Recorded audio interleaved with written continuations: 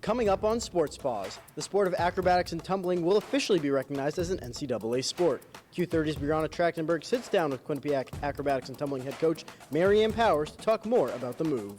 Plus, both hockey teams were in action this past weekend, with the men's team competing in the CT Ice Tournament and the women hosting Colgate and Cornell nearing the end of regular season conference play. Speaking of conference play, women's basketball looks to stay undefeated in the MAC with an in-state rivalry matchup with the Fairfield Stags on national television. All that and more coming up on Sports Paws, starting right now.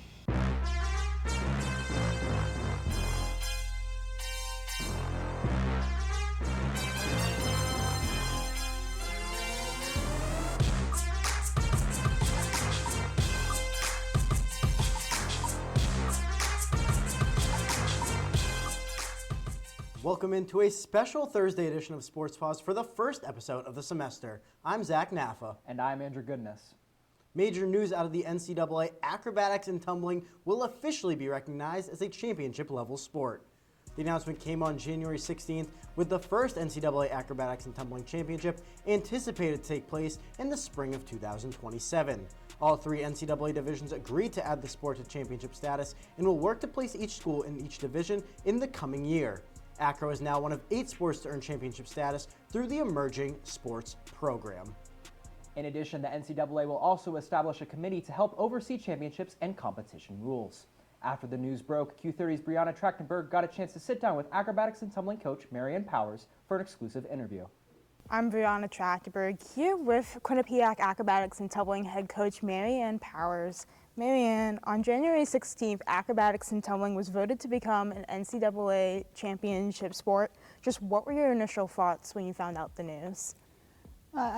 Honestly, I was elated. I think any of us who had been on this journey from 2009 and forwards know that we were on an obstacle course and we just kept on checking boxes. So for me, it was kind of cool that it was a beginning of something new, but also an ending of something that we persevered on. And now the sport started with just 5 schools and the rules written out on an airplane napkin. 16 years later, here we are, being one of the founding coaches. Just how much does it mean to you to see the sport reach this level? Well, I think the pride extends both to the NCAA and our executive team, as well as to Quinnipiac as one of the 5 founders. I think we have to understand that they didn't have to stay the course, but they chose to. And I think the other really cool thing is that we have to recognize all the things that makes this sport really unique. And one of them is that a lot of the women who are participating as student athletes are moving on to coach. And so I don't think our growth would have been as large if those kids didn't stay in the sport at some level.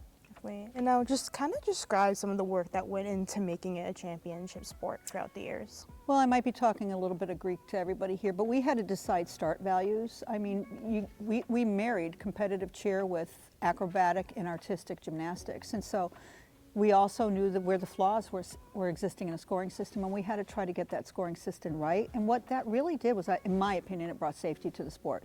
For the first time, the kids who came from competitive cheer were getting execution deductions on what goes up must come down. So we had to attribute start values to every skill that there was. I'm proud to say that 2 of Quinnipiac's coaches that are no longer with us, and I just say to them up above, thank you for all of your work, you guys. They worked really hard on the scoring along with the coaches from Oregon and Maryland and Fairmont and Azusa Pacific, Colleen. She's no longer with us, but there was really, we met several times a week. We met twice a year. We went to a summit and we worked hard on getting start values done, deduction tables done. How were we going to format it out so we were just competing for 2.5 minutes and hence the sport was born. Now, I know over the last few years we've talked about getting to this moment. Now that it's here, where does the sport go next?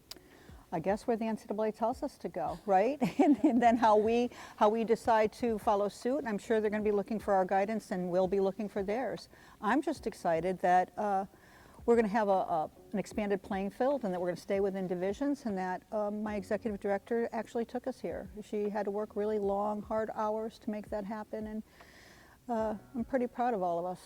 Thank you again, Marianne, for joining us. It was a pleasure interviewing today.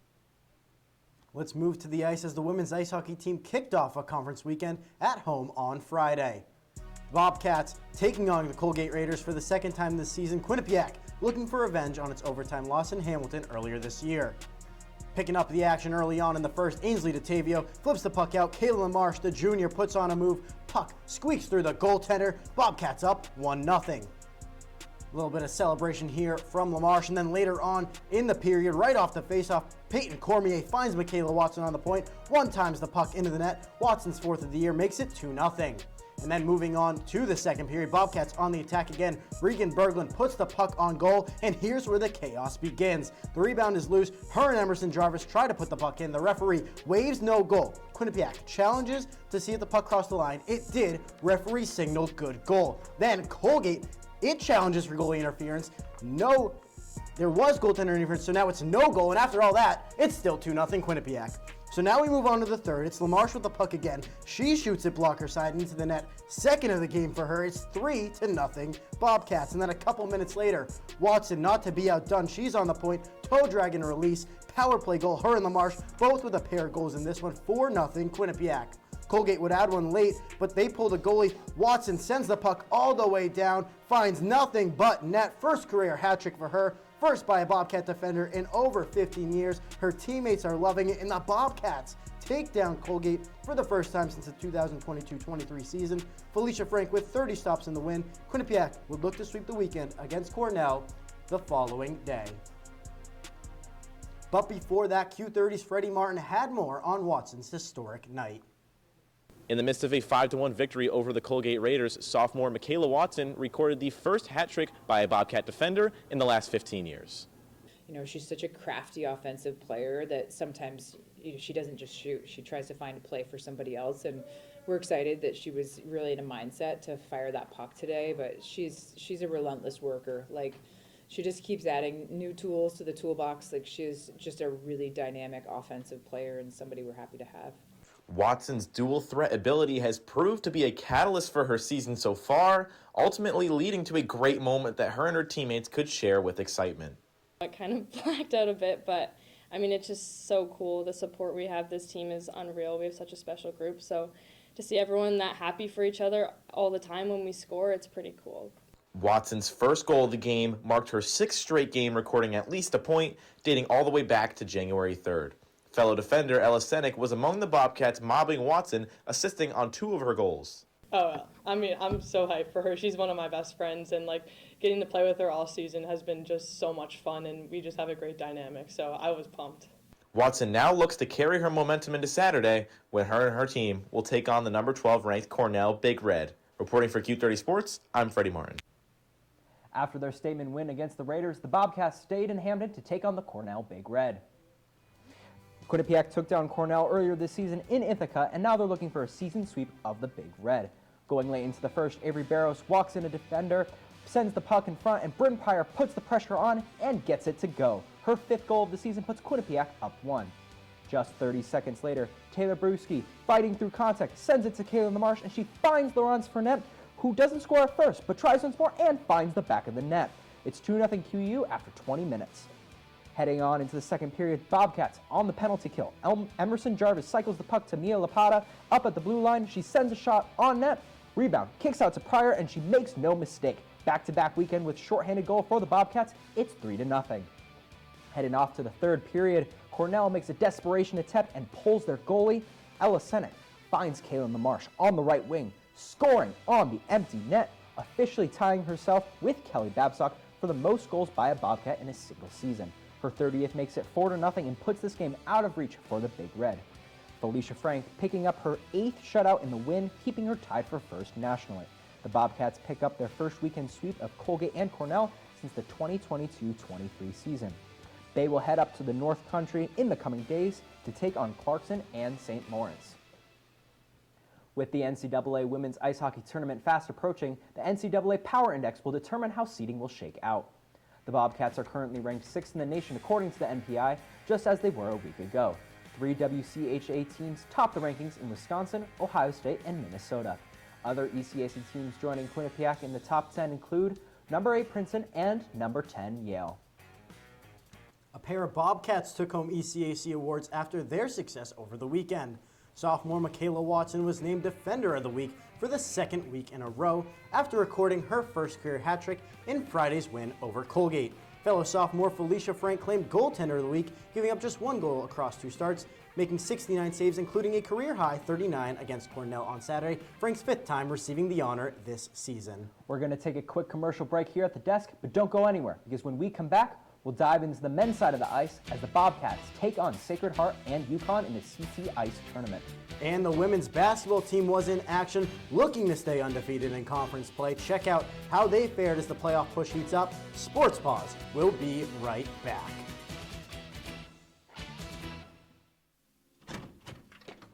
Guys! We had to make a commercial for #that right now. What do we do? How long do we have? We only had 2 months to do this. We could explain that it's a pop culture news show that covers everything from movies, music, and video games. Yeah, and we can also talk about how there's pre-recorded segments that vary from reviews to in-depth discussions. We should also mention that it broadcasts live every Monday at 7 p.m. on q30tv.com/watch. I think that covers everything. Did you guys get that down? Meet the scan, a simple procedure whose mission is to detect lung cancer early.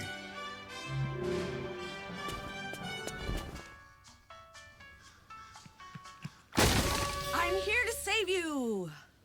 But I feel fine. That's great, but you may still be at high risk for lung cancer. Oh man, that's a new fence.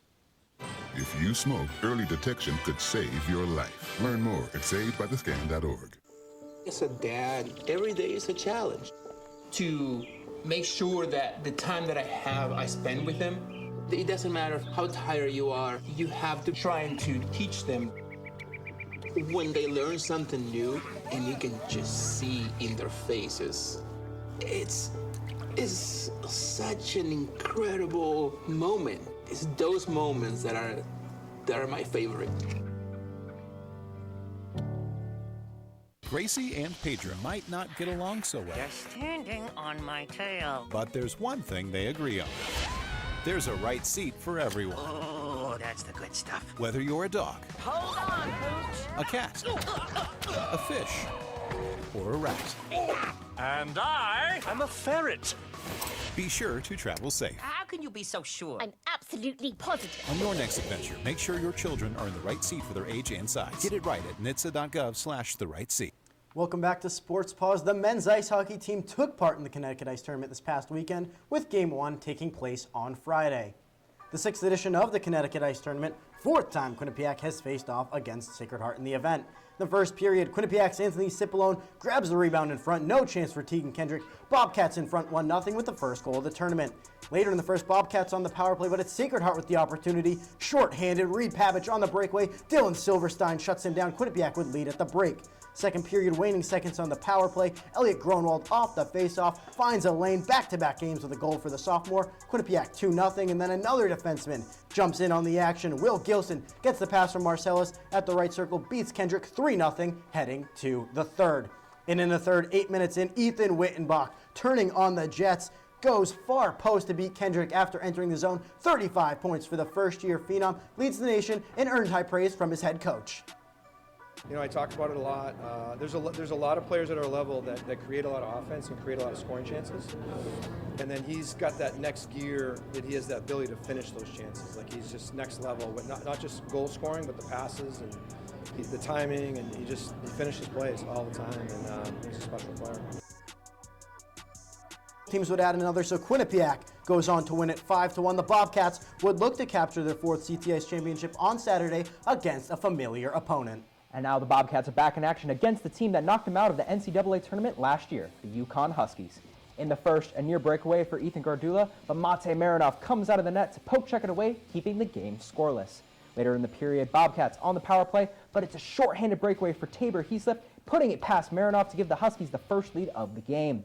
Now to the second, Bobcats in the offensive zone. The shot from Graham Sword deflected in by Marcus Vidicek, and the game is all tied up at 1. Not even a minute later, Aaron Schwartz charges in, gets it over to Chris Pelosi. It's a loose puck in front. Pelosi getting his own rebound, and Quinnipiac is up 2-1. Bobcats taking the lead into the final frame, but less than 5 minutes into that period, Alexandra Blaise breaks in, and Carlin Dezaine taps it in past Marinov. The game is tied up again. Just when fans started to think of overtime, Tristan Frazier's shot, stopped by Marinov, deflected right to Jake Percival. He knocks it in. UConn leads 3-2. UConn would tack on an empty netter, securing the CT Ice championship for the second year in a row. Marinov registered 25 saves for the Bobcats in the loss, with Tyre Muselik registering 28. Bobcats will head on the road to face St. Lawrence and Clarkson on January 30th and 31st, respectively. With no tournament officially scheduled for next year, I talked to some involved on the future of CT Ice.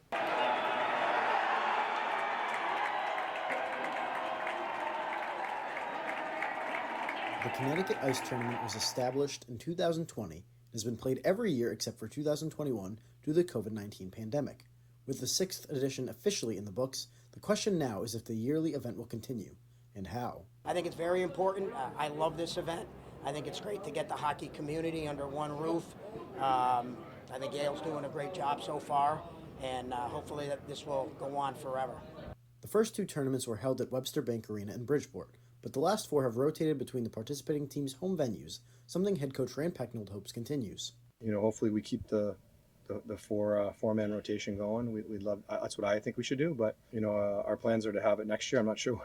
I know what we're waiting on. We haven't picked a rink yet, but I think we should have the tournament. I think it's great. You saw the emotion just from UConn when they won. Like, it's a big deal. I think that's probably the best kind of advocate for it right there. Anybody, actually, every year who wins, like, it's a big deal. You go back to when Sacred Heart won it first time. We won it 3 times. Our guys are into this. Like, I think it's great for the state. It's great for youth hockey. Players recognize the unique opportunity the event offers, both in preparing their teams for the postseason, as well as inspiring the next generation. It's a lot of pride. I mean, being from Connecticut, we right across the street from Yale, we're so close to Sacred Heart and UConn, and kind of having that swagger, winning this tournament every year, translates later in the year when we get to the NCAA tournament. Obviously, there's the bean pot, which has its history, but this is just starting, and it's starting to get, I think, a lot of traction. Like, the atmosphere tonight was unbelievable. I think it's only going to keep growing. Connecticut's a hockey place. There's awareness in the state of Connecticut that it's a hockey state as well, and there's a lot of players that come and, they get inspired by this tournament. So I think it's awesome and shouldn't stop ever. For now, both fans and teams alike will have to wait to see what the 2027 edition of the Connecticut Ice Tournament looks like. Reporting for Q30 Sports, I'm Zach Naffah. After the Bobcats split their CT Ice Tournament games, the team moved up 1 spot in the NPI rankings. The team jumped from 9th to 8th, their highest ranking of the year thus far. Fellow ECAC foe Cornell is right behind at 9th, while Dartmouth falls to 12th, and Harvard sits just outside the top 16 at 19th. After their 4-2 win over Quinnipiac on Saturday, the UConn Huskies moved up to 15th. Last week, the Quinnipiac women's basketball team took on the Mount St. Mary's Mountaineers right here in Hamden. The Bobcats came out on top in the low-scoring affair, beating the Mountaineers 56-43. This was Quinnipiac's 10th straight win in MAC play, giving them a perfect start to their conference schedule and a 15-4 record overall.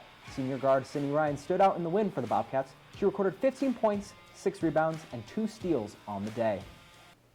Following that win over the Mountaineers, the Bobcats traveled to New York to face off against the Manhattan Jaspers in another MAC contest. Quinnipiac was once again victorious, taking this one by a score of 74-56. Junior Anna Foley led the way for the Bobcats, recording a season-high 21 points in just 27 minutes of floor time. 2 of her teammates, junior Carson Martin and senior Ella O'Donnell, also recorded double-digit points. The Bobcats are now 11-0 against conference opponents for the first time since the 2018-2019 season. And a whole lot of Connecticut in the race for the regular season MAC championship, with Fairfield and Quinnipiac both atop the standings at 11-0, heading into tonight's matchup. One of those teams will continue their undefeated start, while the other would suffer their first conference loss. The Bobcats will welcome the top rebounding team in the conference to Hampton on Saturday, when third-place Merrimack comes to town, marking back-to-back top 3 matchups for the Bobcats. 8-3 Sacred Heart is in 4th with its top 4 scoring defense, allowing just 63 points per game, while Iona rounds out the top 5. And the game between Quinnipiac and Fairfield has gone final, with the Bobcats taking down the Stags for the second time in its last 3 matchups. Quinnipiac gets revenge on Fairfield from last year's MAC championship, beating them by a score of 72-58. Carson Martin led the way for the Bobcats with 19 points off the bench, 7 of 10 from the field. Ella O'Donnell tacked on 18 points of her own in the Bobcats' 10th straight road win, also ending Fairfield's 21-game home winning streak. Moving over to the men's side of the ball, the Quinnipiac men's basketball team headed to Emmitsburg, Maryland to take down the Mount St. Mary's Mountaineers. The Bobcats were able to defeat the Mountaineers on the road by a decisive score of 77-62. Bobcats senior forward Amari Monroe recorded his 8th double-double of the season, scoring 17 points and claiming 10 rebounds. 3 more Bobcats eclipsed the 10-point mark, allowing the team to improve to 7-3 in MAC play and 14-8 overall. And while the men's basketball team hit the road for their next matchup, it felt like home for one particular Bobcat. Quinnipiac, fresh off the win over the Mount, looking to make it 2 in a row on the road, and it's a homecoming for Amari Monroe. He had over 100 friends and family in attendance in Poughkeepsie, and he got going early on. Monroe opening up his afternoon, facing up, lining up, and knocking down a 3, tying it up early. Then in transition, Spencer Way gets turned around, but adjusts in time to swat the layup into the front row. Great play there. Next possession, Jason Schofield gets the steal and the slam in between two of Quinnipiac's best athletes. The bench was loving it. Marist, 36-26. A minute later, Justin Menard, working hard to find an angle to the hoop, instead decides he's going to drop it off to Parby Kabamba for the lay-in. Easy bucket there, 43-28 at the half. And Marist, they were in control the rest of the way. Schofield going to get the ball in the post. He's going to look in, find Menard inside. Another easy bucket for the Red Foxes. And then with the shot clock winding down, Menard taking on Monroe, nails the pull-up as time expires on the shot clock. Marist up 13, 59-46. Quinnipiac trying to mount a comeback, forcing a turnover for a transition attempt, but Jaden Daughtry stuffing Zimmerman off the glass. Highlight level play, looking like LeBron, keeping the momentum with the Red Foxes. 71-64 the final. Sim Jones led all scorers with 22 points in the loss. In the loss to Marist, Quinnipiac continued their first half struggles. Here's Q30 men's basketball beat reporter Beckett Calkins with the story. In Saturday's loss to Marist, the Bobcats followed a recent trend, getting behind early and using all their energy to try and crawl back in the second half. Once we put ourselves in a hole, went out, I talked to the team beforehand about playing 40 minutes, and we didn't. We played 20. We had a first half where we went through the motions. For some reason, these guys couldn't get their mojo going, and we had a few guys who had been putting up good numbers for us in the past, not getting it done tonight. Quinnipiac scored just 28 points in the first half, and the Bobcats' big names struggled big time in the first 20 minutes. Tom Pecora said his guys need to come to play from the jump, especially against Marist's tough defense. And credit them. Look, they're an incredibly good defensive team. John's a fabulous defensive coach. But with that said, we got it rolling in the second half, and then we just couldn't finish. We expended a lot of energy getting back into the game, and then we didn't close the last 2 minutes the way we were capable of. Despite the slow start, Pecora's Bobcats got the game within 1 score in crunch time. He says it shouldn't have even been that close. It can't be a game that comes out to 1 possession. It shouldn't have to be if we play the way we're capable of playing and the way we're capable of defending. Marist and Quinnipiac split the season series at a game apiece, and we'll see if they play each other for a 3rd time in Atlantic City. For Q30 Sports, I'm Beckett Calkins. Weekend, Quinnipiac drops to 5th in the MAC despite boasting the top scoring offense in the conference, averaging over 77 points per game. First place goes to Merrimack, holding a 9-2 record in the MAC, tied with the Bobcats for the top turnover margin at 2.45. They're followed by St. Peter's, Siena, and Marist, all top 3 defensive teams, allowing under 64 points per game to conference foes. And the Bobcats' next opponent, the Sacred Heart Pioneers, sit at 9th. It's time for another commercial break, but when we come back, there's some more hardware for Quinnipiac athletes, including for spring sports with men's lacrosse, preseason rankings, and awards. And who could forget about the top 5 plays of the week? With 4 big matchups this past weekend, I'm curious which teams made the cut. All of that when Sports Paws comes back.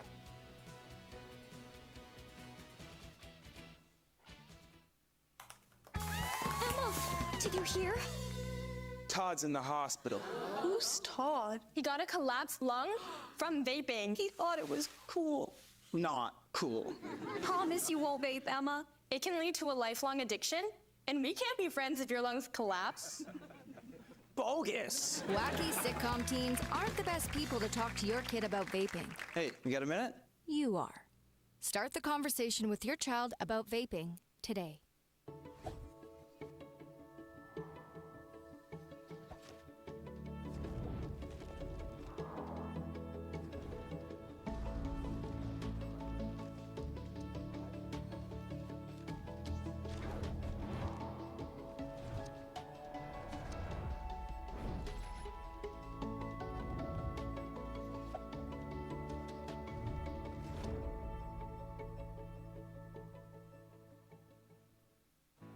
You know you don't have to wear your PT gear anymore, right? It's comfortable. So how's civilian life treating you?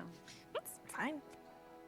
When I got out, I didn't want to admit that there was anything wrong because it felt like a failure.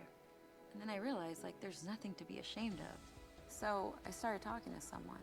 Maybe you are fine, but if you're not, it's okay. Thank you. If you or a veteran you know needs support, don't wait. Reach out. Find resources at va.gov/reach. Do you enjoy debating Quinnipiac sports?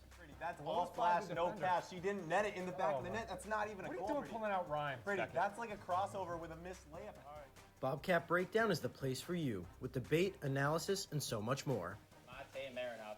He is good, but oh man, is he bad. And That team is amazing.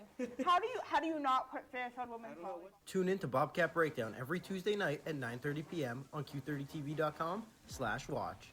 Welcome back to Sports Paws. Over the weekend, the Quinnipiac women's indoor track and field team took their talents to the Armory in New York City to compete in the Dr. Sanders Scorcher Invitational Meet. Several Bobcats stood out at the meet, especially sophomore Lauren Federo, who set a school record in the triple jump with a mark of 12.07 meters. To add to the Bobcats' success at the meet, senior sprinter Naisha Daly took first place in the 60-meter race. For their impressive performance at the Armory, both Federo and Daly took home MAC Weekly awards. Daly recorded a time of 7.49 seconds in the 60-meter sprint, the best time in the MAC this season, earning her MAC Women's Track Performer of the Week. Likewise, Federo's record-breaking triple jump rocketed her to the top of the MAC standings, giving her indisputable claim to MAC Field Performer of the Week. To the tennis courts we go. Willow Renton picked up her first MAC Player of the Week of 2026. The sophomore and team captain is the reigning MAC Player and Rookie of the Year. She was named Player of the Week 3 times during her first-year campaign. Renton will look to help lead the Bobcats to back-to-back conference championships this season after the team defeated the Fairfield Stags 4-3 in last year's championship match. With the spring season fast approaching, the MAC men's lacrosse preseason poll gives a preview of Quinnipiac's place in the rankings. After falling to Sacred Heart in the semifinals of last year's MAC tournament, the Bobcats will start the preseason 4th out of 9 MAC teams.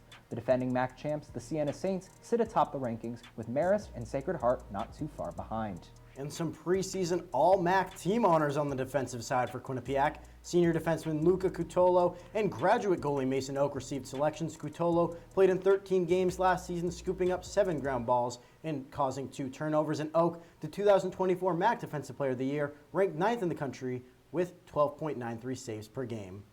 Continuing the spring season hype, MAC softball also released their preseason rankings. Quinnipiac ranked 7th out of the 13 MAC teams, coming off a 14-11 record last season. The rankings are topped by the Marist Red Foxes, who made their first NCAA tournament just a year ago, while the Fairfield Stags and the Siena Saints round out the top 3.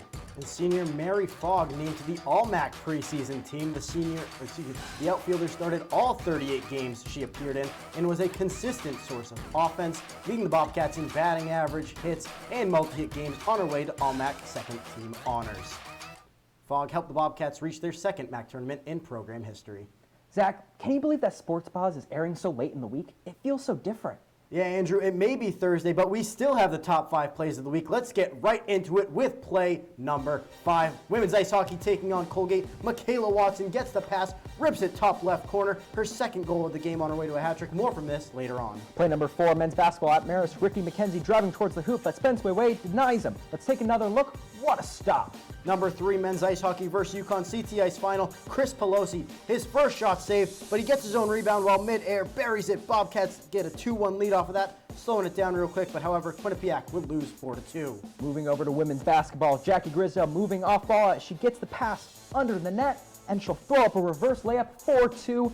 Quinnipiac takes it 56-43. And play number 1 of the week, women's ice hockey once again. Kayla LaMarche, what can't she do? Steals the puck from the defender, dangles it home, 5-hole, past the goalie into the net. Her first of a 3-goal weekend. Quinnipiac would take it 5-1.